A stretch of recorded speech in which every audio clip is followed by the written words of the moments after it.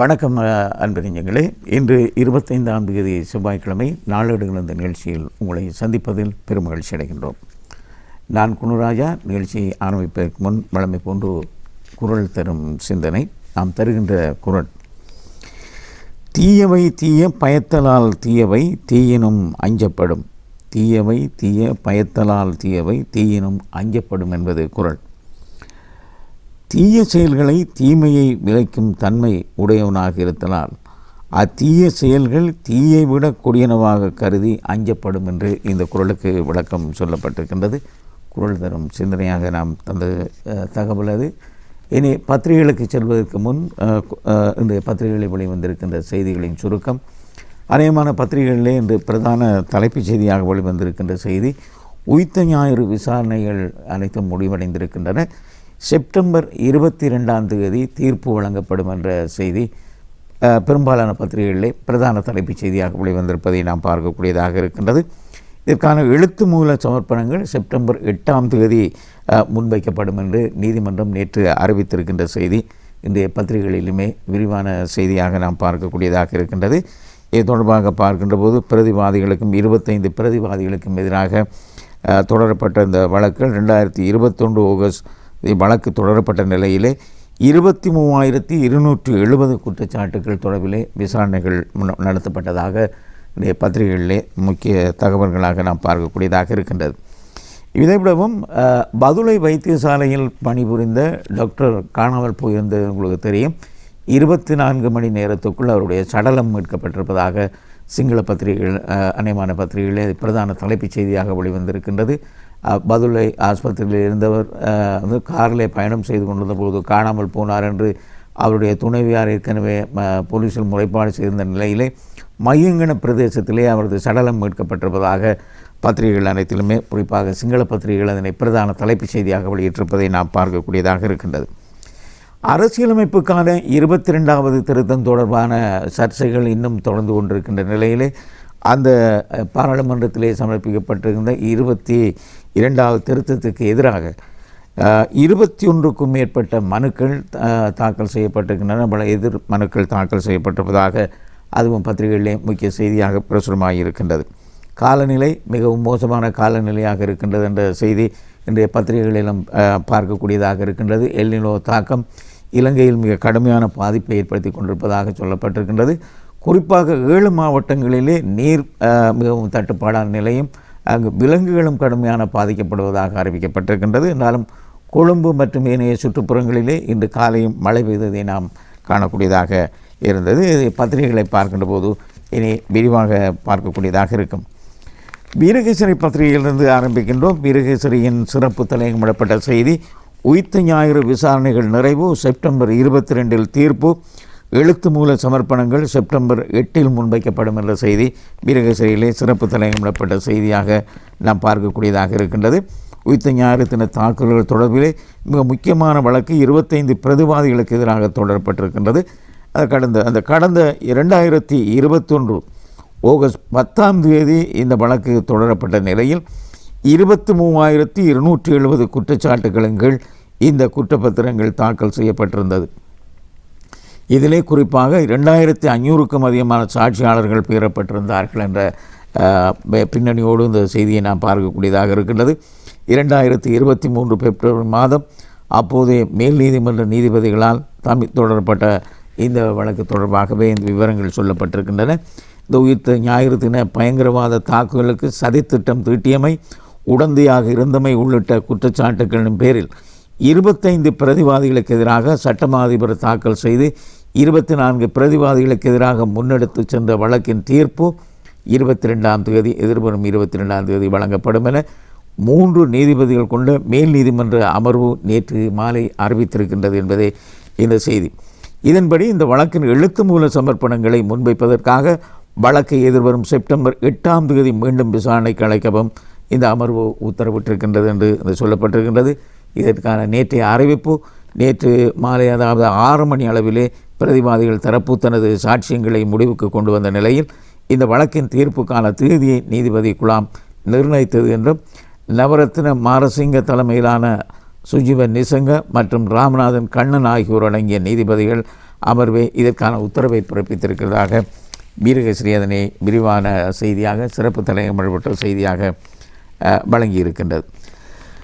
தடுப்பு காவலை நீடிக்க வேண்டாம், நேரில் சந்திக்க வாய்ப்பளியுங்கள், சலையின் தாயார் ஜனாதிபதி அன்ரகுமார் திசாநாயக்கு கடிதம் அனுப்பியிருக்கின்றார் என்ற செய்தி பார்க்கக்கூடியதாக இருக்கின்றது. நேற்றும் சில சிங்கள ஆங்கில பத்திரிகைகளிலே இந்த செய்தி பிரசுரமாக இருந்தது. குற்றப்புலனாய்வு திணைக்களத்தின் தடுப்பு காவலில் வைக்கப்பட்டுள்ள அரசு புலனாய்வுத்துறையின் முன்னாள் பணிப்பாளர் ஓய்வு பெற்ற மேஜர் ஜெனரல் சுரேஷ் அளவின் தடுப்பு காவல் உத்தரவை மேலும் நீடிக்க வேண்டாம் என்று கோரி அவரது தாயார் ஜனாதிபதி அன்ரகுமார் திசாநாயக்கு கடிதம் ஒன்றை அனுப்பி வைத்துள்ளார். வாய்ப்பு ஜனாதிபதியை நேரில் சந்திப்பதற்கு வாய்ப்பளித்தான் நன்றாக இருக்கும் என்ற தகவலையும் அவர் தெரிவித்திருப்பதாக இந்த செய்தியிலே சொல்லப்பட்டிருக்கின்றது. அது இங்கே சிறப்பு தலையங்கப்பட்ட அல்லது முக்கிய தகவலாக நாம் பார்க்கக்கூடியதாக இருக்கின்றது. பிரதான படம் நாட்டின் தற்போதைய அரசியல் நிலவரம் தொடர்பான கொழும்புள்ள ராஜதந்திரிகளுக்கு வெளிவிவகார அமைச்சர் விஜித கேரத் நேற்று அமைச்சர் அலுவலகத்திலே விளக்கம் அளித்த போது எடுக்கப்பட்ட படம் தான் இங்கே பிரதான படமாக தரப்பட்டிருக்கின்றது.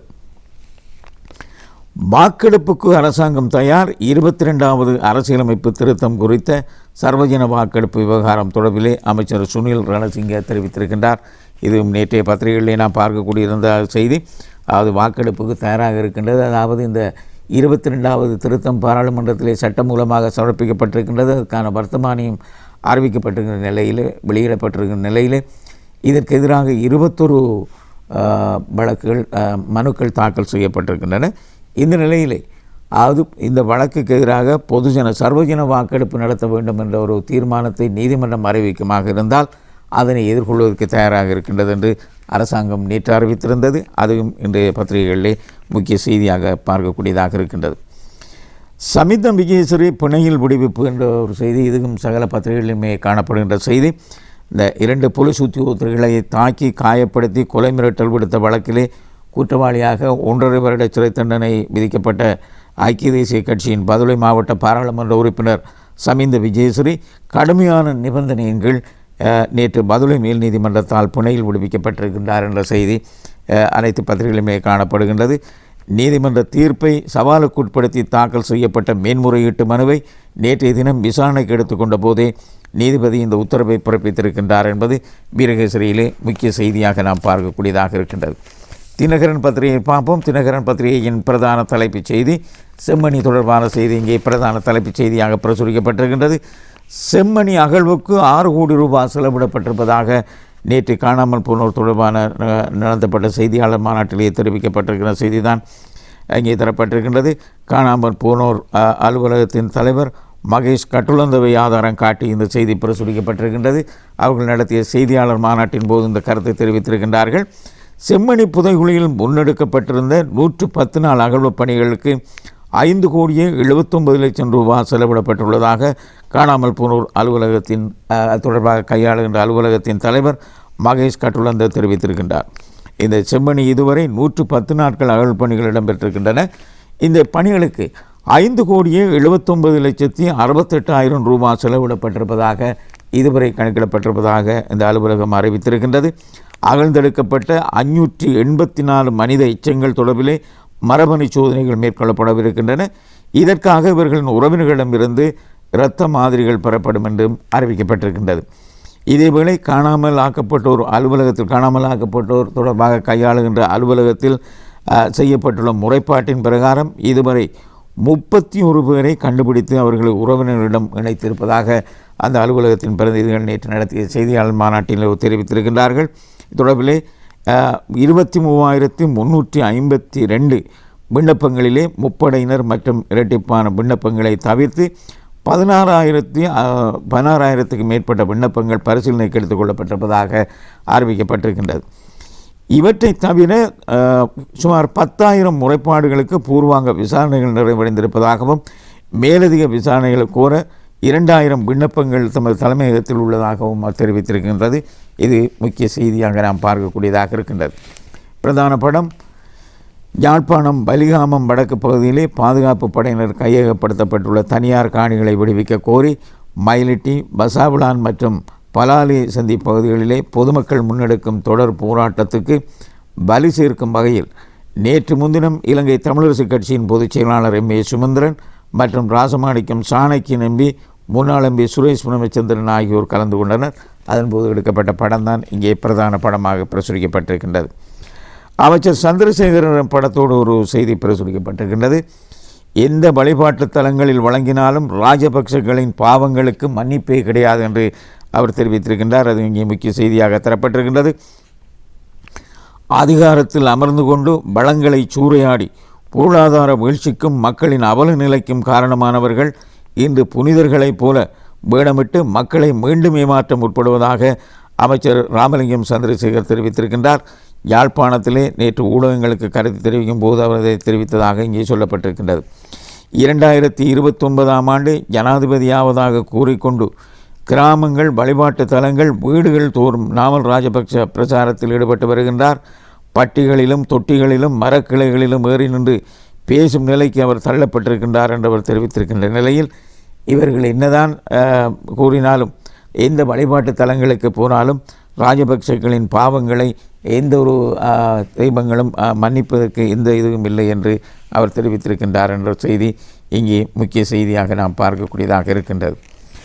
வறட்சியின் கொடுமை, 81,000 பேர் நீரின்றி தவிப்பு என்று சிறிய செய்தியாக இங்கே முன்பக்கத்தில் ஒரு கட்டங்கட்டப்பட்ட செய்தி பிரசுரிக்கப்பட்டிருக்கின்றது.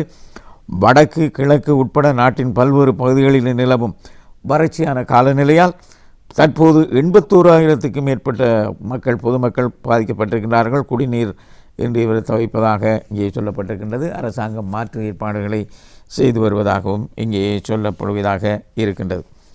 மின் கட்டணங்களிலே அதிகரிப்பு ஏற்படுமா அல்லது மாற்றம் ஏற்படுமா, அது தொடர்பான செய்தியும் இங்கே முக்கிய செய்தியாக இருக்கின்றது. இன்னும் ஒரு பத்திரிகையை பார்க்கின்ற போது நாம் விரிவாக பார்க்கக்கூடியதாக இருக்கும். இனி தமிழன் பத்திரிகையை பார்ப்போம். தமிழன் பத்திரிகையின் பிரதான தலைப்புச் செய்தி 22வது அரசியலமைப்பு திருத்தம், அதாவது அரசியலமைப்புக்கான 22வது திருத்தம் தொடர்பான செய்தி தான் இங்கே சொல்லப்பட்டிருக்கின்றது.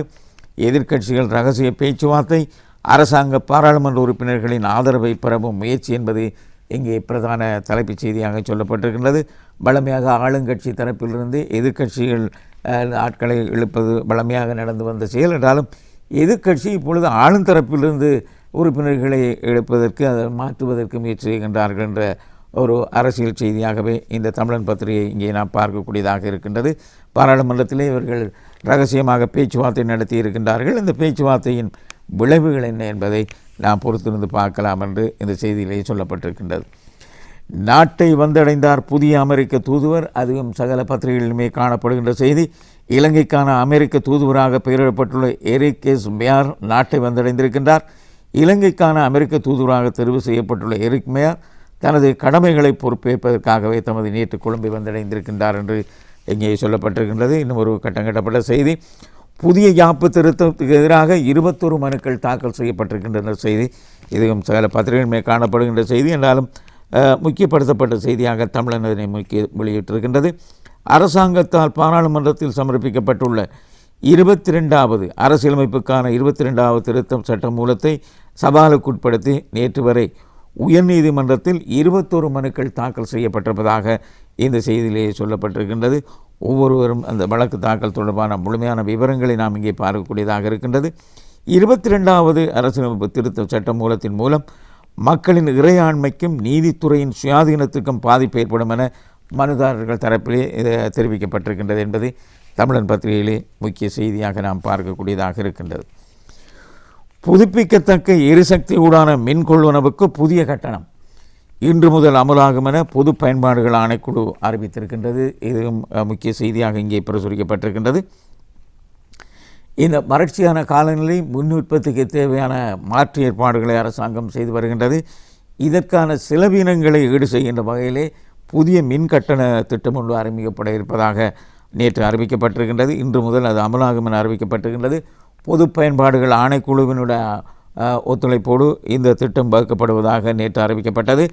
இந்த நிலையிலிருந்து மின்சார கொள்வனவு செய்வதற்கான கட்டணங்களை இலங்கை பொது பயன்பாடுகள் ஆணைக்குழு வெளியிட்டிருக்கின்றது. இதன்படி பொது பயன்பாடுகள் ஆணைக்குழுவால் விதிக்கப்பட்டுள்ள நிபந்தனைகளுக்கு உட்படுத்தி இந்த புதிய கட்டணங்கள் இன்று முதல் அமலுக்கு வரும் என அறிவிக்கப்பட்டிருக்கின்றது. இந்த கட்டண முறைக்கான நடைமுறையும் விலைகளும் தீர்மானிக்கப்பட்டுள்ளதாக அறிவிக்கப்பட்டிருக்கின்றது. மின் உற்பத்தியின் தன்மையை அடிப்படையாக கொண்டு 3 வகைகளின் கீழ் புதிய கட்டண நடைமுறைப்படுத்தப்படும் என்று நேற்று அறிவிக்கப்பட்ட செய்தி இங்கே முக்கிய செய்தியாக நாம் பார்க்கக்கூடியதாக இருக்கின்றது. 22வது யாப்பு திருத்தத்தை அனுமதிக்கிறேன், காலத்துக்கு தேவையான தீர்மானம் என்கிறார் சரத் பொன்சேகா என்று சரத் பொன்சேகா தெரிவித்த கருத்து இங்கே முக்கிய செய்தியாக தரப்பட்டிருக்கின்றது. உயர்நீதிமன்றம், மேல்முறையீட்டு நீதிமன்ற நீதியரசர்கள் உள்ளிட்ட நீதிபதிகளின் ஓய்வு வயதிலையை நீடிப்பதற்கான அரசாங்கத்தின் முயற்சிகள் வரவேற்கத்தக்கவையாகும். எனது அனுபவத்துக்கு அமைய இந்த தீர்மானத்தை நான் முழுமையாக வரவேற்கிறேன் என்று அவர் தெரிவித்திருக்கின்றார். அதுவும் இங்கே முக்கிய செய்தியாக நாம் பார்க்கக்கூடியதாக இருக்கின்றது. இதைவிடவும் தினக்குரல் பத்திரிகை பார்த்தால் தினக்குரல் பத்திரிகையின் பிரதான தலைப்புச் செய்தி பிரத்யேகமான ஒரு செய்தியாகவே இருக்கின்றது. இங்கே இராணுவ முகாம்கள் விகாரைகளை நடத்த வேண்டும் என்று அகழ்வாராய்ச்சி நடத்த வேண்டும் என்று ரவிகரன் எம்பி ஏற்கனவே கோரிக்கை விடுத்திருந்தார். இது தொடர்பாக ரவிகரன் எம்பியை உடன் கைது செய்யவும் என்று பத்திரமுள்ள சீலரத்ன தேரர் வேண்டுகோள் விடுத்திருக்கின்றார். அது அவருடைய கருத்தாக இங்கே பிரதான தலைப்புச் செய்தியாக பிரசுரிக்கப்பட்டிருக்கின்றது. இராணுவ முகாம்கள் மற்றும் விகாரைகளில் அகழ்வுகளை நடத்த வேண்டும் என்று கூறிய இலங்கை தமிழரசுக் கட்சியின் பாராளுமன்ற உறுப்பினர் துரைராசா ரவிகரனை கைது செய்து உரிய சட்ட நடவடிக்கை எடுக்க வேண்டும் என்று அவர் வேண்டுகோள் விடுத்திருக்கின்றார் என்பது இங்கே பிரதான தலைப்புச் செய்தியாக பிரசுரிக்கப்பட்டிருக்கின்றது. கட்டங்கட்டப்பட்ட ஒரு செய்தி, இது நாம் நேற்று பார்த்த செய்தி தான். மஞ்சள் நிற வர்ண பின்னணியோடு தரப்பட்டிருக்கின்ற செய்தி. விமல் கமன்பில உட்பட அரசியல்வாதிகள் 6 பேருக்கு சிக்கல் என்று இங்கே தலைப்பிடப்பட்டிருக்கின்றது. அவர்களுக்கு எதிராக குற்றப்பத்திரிகை தாக்கல் செய்யப்பட்டிருக்கின்றது என்பதுதான் இங்கே செய்தி. நீதிமன்றத்தை அவமதித்தார்கள் என்ற குற்றச்சாட்டின் கீழ் 6 அரசியல் செயல்பாட்டாளர்களுக்கு எதிராக மேன்முறையீட்டு நீதிமன்றத்திலே இந்த குற்றப்பத்திரிகை தாக்கல் செய்யப்பட்டிருக்கின்ற என்ற செய்தி முக்கிய செய்தியாக இங்கே பிரசுரிக்கப்பட்டிருக்கின்றது. கட்டங்கட்டப்பட்ட செய்தி நேற்று நாம் ஆங்கில பத்திரிகைகளை பார்த்த செய்தி. துபாயில் கைதான ஷிரான் பாசிக்கிடம் அமெரிக்க FBI நடத்திய விசாரணை என்று அது நாம் ஏற்கனவே பார்த்த தகவலாகவே இங்கே நாம் பார்க்கக்கூடியதாக இருக்கின்றது. இனி ஆங்கில பத்திரிகைகளை பார்ப்போம். ஆங்கில பத்திரிகைகளை முதலில் டெய்லி நியூஸ் பத்திரிகையின் பிரதான தலைப்புச் செய்தி. The Port City Revised Tax Framework Targets $6 billion in investment என்பது இங்கே பிரதான தலைப்புச் செய்தி. அதாவது $6 பில்லியன் முதலீடுகளை ஊக்குவிக்கின்ற வகையிலே புதிய வரித்திட்டம், புதிய மறுசீரமைப்பு வரிச்சலுகை திட்டம் அறிமுகப்படுத்தப்பட இருக்கின்றது கொழும்பு துறைமுக நகரிலே. இந்த துறைமுக நகரிலே முன்னெடுக்கப்படுகின்ற அபிவிருத்திகள், அதே நேரம் அதிலே முதலீடு செய்வதற்கான சில சலுகைகள் தொடர்பான விவரங்களை உள்ளடக்கி டெய்லி நியூஸ் பத்திரிகை பிரதான தலைப்புச் செய்தியை வெளியிட்டிருக்கின்றது. அருகில் ஒரு செய்தி, diplomats in New Delhi to experience எசல பிரகர என்ற ஒரு செய்தி. இதுவும் ஒரு பிரத்யேகமான ஒரு செய்தியாகத்தான் நாம் பார்க்கக்கூடியதாக இருக்கின்றது. அதாவது எசல பிரகர கண்டியிலே நடந்து வருகின்றது. இந்த பிரகரவை பார்க்கின்ற வகையிலே டெல்லியிலே இருந்து செயல்படுகின்ற ராஜதந்திரிகளுக்கு விசேட ஏற்பாடுகள் செய்யப்பட்டிருப்பதாக அறிவிக்கப்பட்டிருக்கின்றது. அதுவும் இங்கே முக்கிய செய்தியாக நாம் பார்க்க முடிகின்றது. டெய்லி மிரர் பத்திரிகையை பார்ப்போம். டெய்லி மிரர் பத்திரிகையின் பிரதான தலைப்புச் செய்தி, the tug of war delaying cancer treatment equipment for 5 years என்று தரப்பட்டிருக்கின்ற செய்தி. அதாவது கேன்சர் மருத்துவ சிகிச்சைக்கு பயன்படுத்தப்படுகின்ற உபகரணங்கள் கொண்டு வருவதிலே இன்னும் இழுபறி நிலை இருக்கின்றது என்பதுதான் இங்கே பிரதான தலைப்புச் செய்தியாக சொல்லப்பட்டிருக்கின்றது. ஏற்கனவே மருந்து தட்டுப்பாடு என்ற நிலையிலே அரசாங்கம் அதற்கு தீர்வு கண்டிருக்கின்ற நிலையிலே இந்த 5 வருடங்களாக புதிய ட்ரீட்மெண்ட், அதாவது அதாவது கேன்சருக்கான புதிய ட்ரீட்மெண்ட்களை பயன்படுத்தப்படுகின்ற நவீன கருவிகளை கொண்டு வருவதிலேயே இந்த இழுபறி நிலை 5 வருடங்களாக நீடிக்கிறது என்பதை இங்கே உத்தியோகபூர்வ செய்தியாக இங்கே தரப்பட்டிருக்கின்ற செய்தியை நாம் பார்க்கக்கூடியதாக இருக்கின்றது. அருகிலே ஒரு செய்தி, some moves to avoid power cuts amid 2027 capacity shortfall என்ற தலைப்பிலே உபதலைப்புகளோடு நாம் பார்க்கக்கூடியதாக இருக்கின்றது. ஏற்கனவே பார்த்த தகவல் என்றாலும் இதில் வித்தியாசமான தலைப்பிடப்பட்டிருக்கின்றது. பொது பயன்பாடுகள் ஆணைக்குழுவுடைய அனுமதியோடு அதனுடைய புதிய நடைமுறை ஒன்று அறிமுகப்படுத்தப்பட இருக்கின்றது. இதன்படி இன்று முதல் மின்சார கட்டணத்திலே சில புதிய மாற்றங்கள் செய்யப்படும். மின் உற்பத்தியிலே செய்யப்படுகின்ற மின் உற்பத்திக்காக பயன்படும் நீர் மின் உற்பத்தி பாதிக்கப்பட்ட நிலையிலே, வறட்சியான நிலையிலே எல்லினோ தாக்கத்தினால் மின் உற்பத்தியும் பாதிக்கப்பட்டிருக்கின்றது. ஆகவே மின் பிறப்பாக்கிகளை பயன்படுத்தி, அதாவது விசேட செலவினங்களை ஏற்படுத்துகின்ற வகையிலே சிலப்படுகின்ற மின் உற்பத்திக்கு பயன்படுகின்ற செலவினங்களை ஈடு செய்கின்ற வகையிலே சில மின் கட்டணங்களிலே மாற்றம் செய்யப்பட இருப்பதாக நேற்று அறிவிக்கப்பட்டது. அந்த செய்தி தான் இங்கே தரப்பட்டிருக்கின்றது. என்றாலும் பவர் கட் மின் துண்டிப்புகளும் வருவதற்கான வாய்ப்பு இருக்கின்றது என்று இங்கே சொல்லப்பட்டிருக்கின்றது. கூடுதலாக மின் உற்பத்திகள் நீர் மின் உற்பத்திகள் கடுமையாக பாதிக்கப்பட்டிருப்பதால் சில வேளைகளிலே எதிர்வரும் நாட்களிலே மின் துண்டிப்புகளும் வருவதற்கான வாய்ப்பு இருக்கின்றது என்று இந்த செய்தியிலே நாம் பார்க்கக்கூடியதாக இருக்கின்றது. Sri Lanka to launch oil gas licensing round today என்று இங்கே தரப்பட்டிருக்கின்றது. அதாவது மன்னார் கடற்பிராந்தியத்திலே எரிபொருள் அதே நேரம் கேஸ் அகழ்வுகளை ஆராய்ந்து பார்ப்பதற்கான ஆய்வுகள் மேற்கொள்வதற்கான முயற்சிகள் இங்கே பார்க்கக்கூடியதாக இருக்கின்றது. இது டெய்லி மிரர் பத்திரிகையிலே காணப்படுகின்ற முக்கிய முன்பக்க செய்திகள். இனி ஐலண்ட் பத்திரிகையை பார்த்தால் ஐலண்ட் பத்திரிகையின் பிரதான தலைப்புச் செய்தி 22வது அரசியலமைப்புக்கான 22வது திருத்தம் தொடர்பான செய்தி தான் இங்கே பிரதான தலைப்புச் செய்தியாக பிரசுரிக்கப்பட்டிருக்கின்றது. 22A BASL suggest CJ recuse himself from hearing petitions என்று இங்கே தரப்பட்டிருக்கின்றது. அரசியலமைப்புக்கான 22வது திருத்தம் தொடர்பாக அதுக்கு எதிராக 21 வழக்குகள் மனுக்கள் தாக்கல் செய்யப்பட்டிருக்கின்றன. இதில் சிஜே என்று சொல்லப்படுகின்ற பிரதம நீதியரசரும் இதுக்குள்ள அவரை தானாகவே இதில் செயல்படக்கூடிய வாய்ப்பு இருக்கின்றது, அதன் முடிவெடுக்கக்கூடிய வாய்ப்பு இருக்கின்றது என்பதை இங்கே முக்கிய செய்தியாக நாம் பார்க்கக்கூடியதாக இருக்கின்றது. இது ஐலண்ட் பத்திரிகையிலே காணப்படுகின்ற முக்கிய செய்திகள். இனி சிங்கள பத்திரிகைகளை பார்த்தால் சிங்கள பத்திரிகைகளிலே தினமின பத்திரிகையின் பிரதான தலைப்புச் செய்தி 2. ஒன்று பாசு மக நடுவே என்று இங்கே சொல்லப்பட்டிருக்கின்ற செய்தியாக நாம் பார்க்கக்கூடியதாக இருக்கின்றது. அதாவது தீந்துவ செப்டம்பர் பிசிதெக்தா என்று இங்கே பார்க்கக்கூடியதாக இருக்கின்றது. அதாவது செப்டம்பர் 22ஆம் தேதி உயிர்த்த ஞாயிறு தாக்கல் தொடர்பான விசாரணை இதுவரை நிறைவடைந்திருக்கின்றது. இதிலே தீர்ப்பு அடுத்த மாதம் 22ஆம் தேதி வழங்கப்படும் என்று நீதிமன்றம் நேற்று அறிவித்திருக்கின்றது. இதில் 255 தினங்கள் இந்த வழக்கு நடைபெற்றிருப்பதாக இங்கே உபதலைப்புகளோடு நாம் இங்கே பார்க்கக்கூடியதாக இருக்கின்றது. இதில் கூடுதலான சாட்சியங்கள் 547 சாட்சிகள் விசாரணைக்கு உட்படுத்தப்பட்டார்கள் என்று அவர் சாட்சியங்கள் பெறப்பட்டிருப்பதாக இந்த செய்தியிலே விவரமாக பார்க்கக்கூடியதாக இருக்கின்றது. அருகிலே காணப்படுகின்ற செய்தி பதுளை மருத்துவர் விசேட மருத்துவனுடன் அத்துடன் விசேஷ வைத்திய வரையா ரக்ஷிதே என்று இங்கே நாம் சொல்லப்பட்டிருக்கின்றாலும் அவர்களுடைய சடலம் மீட்கப்பட்டிருக்கின்றது என்பதுதான் இங்கே முக்கிய செய்தியாக 2 தினங்களாக காணாமல் போனார் என்று அறிவிக்கப்பட்டிருந்த அவருடைய சடலம் நேற்று 24 மணி நேரத்துக்குள் அவருடைய சடலம் மீட்கப்பட்டிருக்கின்றது. பதுளை மருத்துவமனையில் போதனா வைத்தியசாலையிலே சிறப்பு வைத்தியராக அதாவது விசேட வைத்திய நிபுணராக பணியாற்றியவர் வாகனத்திலே சென்று கொண்டிருந்த போது காணாமல் போனார் என்று அவருடைய துணைவியார் போலீஸிலே முறைப்பாடு செய்ததை அடுத்து தேடப்பட்டு வந்த நிலையிலே மையங்கட பிரதேசத்திலே கார் கைவிடப்பட்ட நிலையிலே மீட்கப்பட்டிருந்தது. அதன் பின்பு அந்த பிரதேசத்திலே அவருடைய சடலம் ஒரு ஒதுக்குப்புறமாக சடலம் காணப்பட்டதாக இங்கே சொல்லப்பட்டிருக்கின்றது. இவருடைய மரணத்திலே சந்தேகம் இருக்கின்றது என்றுதான் சிங்கள பத்திரிகைகள் அனைத்திலுமே ஒரு பிரதான தலைப்புச் செய்தியாக சொல்லப்பட்டிருக்கின்றது. அவருடைய சடலத்துக்கு அருகிலே கூடுதலாக மருத்துவ வில்லைகளும் காணப்பட்டிருக்கின்றது. இதை திட்டமிட்ட கொலையா அல்லது அவர் தற்கொலை செய்து கொண்டாரா என்பது தொடர்பான சந்தேகங்களை இன்றைய சிங்கள பத்திரிகைகள் எழுப்பியிருக்கின்றன. அதுவே இங்கே தினமின பத்திரிகைகளே முக்கிய செய்தியாக நாம் பார்க்கக்கூடியதாக இருக்கின்றது. திவைன பத்திரிகையை பார்த்தால் திவைன பத்திரிகையிலும் அதே செய்தி தான் பிரதான தலைப்புச் செய்தியாக சொல்லப்பட்டிருக்கின்றது. விசேஷ வைத்திய வரையாக மரணே அபிரகசன் என்று இங்கே சொல்லப்பட்டிருக்கின்ற செய்தியாக நாம் பார்க்கக்கூடியதாக இருக்கின்றது. கூடுதலாக இந்த மரணத்திலே சந்தேகம் இருக்கின்றது என்பதை இவருடைய விசாரணைகள் ஆரம்ப விசாரணைகளிலே தெரிய வந்திருப்பதாக பத்திரிகைகளிலே செய்திகள் வெளியாக இருக்கின்றன. அருகில் ஒரு செய்தி எல்லினோ தாக்கம் தொடர்பான செய்தி தான் இங்கே இன்னும் ஒரு பிரதான தலைப்புச் செய்தியாக நாம் பார்க்கக்கூடியதாக இருக்கின்றது. இந்த பதியத்தலாப பகுதியிலே 12 கிராமங்களிலே நீரின்றி மக்கள் தவிக்கின்றார்கள் என்ற செய்தி படங்களோடு நாம் பார்க்கக்கூடியதாக இருக்கின்றது. அவர்களுக்கு விசேட பவுசர்கள் மூலம் நீர் வழங்கப்படுகின்ற காட்சி இங்கே அவர்கள் முண்டியடிக்கின்றார்கள் நீர் வருவதற்கு. அதுவும் இங்கே முக்கிய செய்தியாக தரப்பட்டிருக்கின்றது. அதாவது கிட்டத்தட்ட 73 கிராமங்கள் கடுமையாக பாதிக்கப்படுகின்றன. இந்த எல்லினோ தாக்கத்தினால் மழையின்றி மக்கள் கடுமையாக பாதிக்கப்பட்டிருக்கின்றார்கள் என்பதே இந்த செய்தியாக இருக்கின்றது.